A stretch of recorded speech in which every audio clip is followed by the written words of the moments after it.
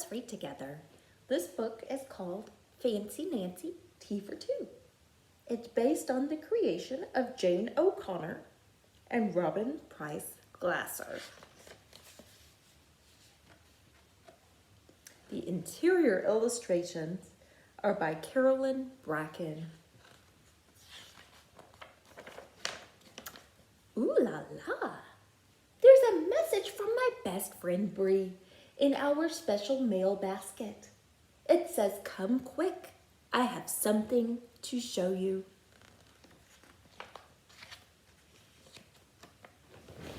The mail basket is set up on a rope that runs between our houses. This way we can always stay in touch.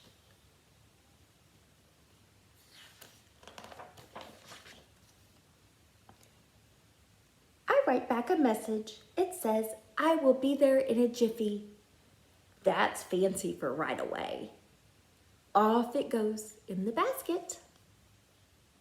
Then I wake my doll, Maribel, from her nap and head next door. As soon as I arrive, Bree says, "Close your eyes and count to 3.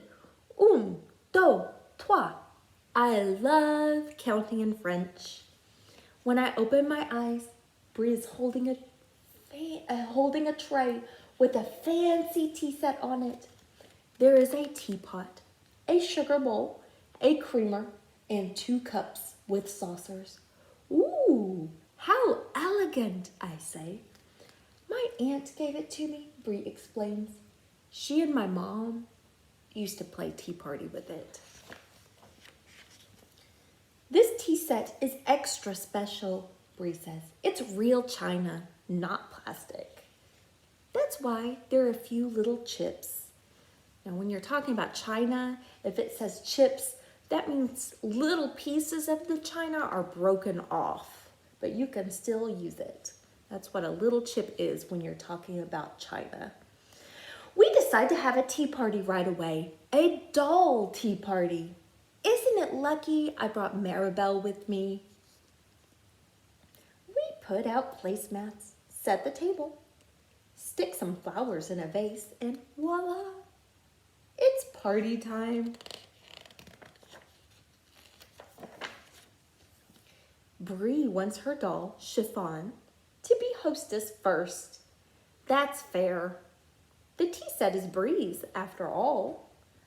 "Darling, would you care for some tea?" Chiffon asks. "Oui, oui. Yes, please," Maribel answers. Maribel has absolutely exquisite manners. That means her manners are just about perfect. The dolls sip their tea in a very dainty, fancy way. When they are done, I say, "Now it's Maribel's turn to pour." I start to reach for the teapot. "No," says Bree. She pushes my hand away. "Chiffon is still the hostess." "That's not fair. Maribel deserves a turn," I say. I reach to take the teapot from Bree. Then something horrible happens. The teapot goes flying. Oh, it's not nice to take things out of people's hands.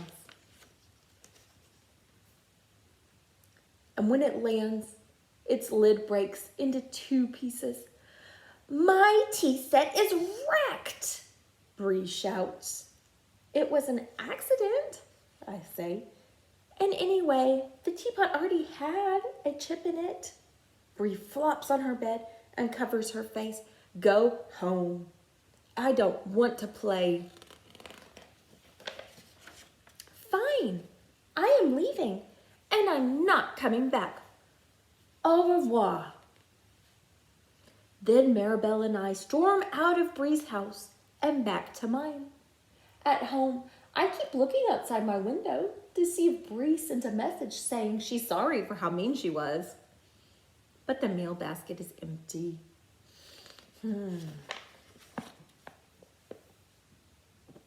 During dinner, my mom asks if something is wrong, so I tell everyone what happened.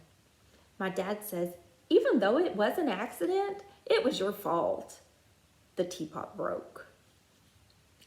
My mom says, "Did you say you were sorry?" "Well, not exactly," I say. "That's what you need to do," Mom says. My parents are right. But what if Bree stays mad at me forever? Yeah, it's very important if you take something out of someone's hand, and especially if something bad happens right after, it's very important to apologize. It's never okay, unless you're doing it to keep someone safe. The next morning, I go over to Bree's house to apologize, which is the fancy word for saying sorry. But when she answers the door, all I do is burst into tears. Bree starts crying then too. "I'm sorry I hogged the tea set. And I am so sorry I broke the teapot. I never should have grabbed it. I was scared we weren't going to be best friends anymore," I tell Bree. "Me too," Bree says. Then we embrace, which is fancy for hug. And guess what? The teapot is already repaired, which means it's fixed and fine again, just like our friendship. Thanks for reading with me.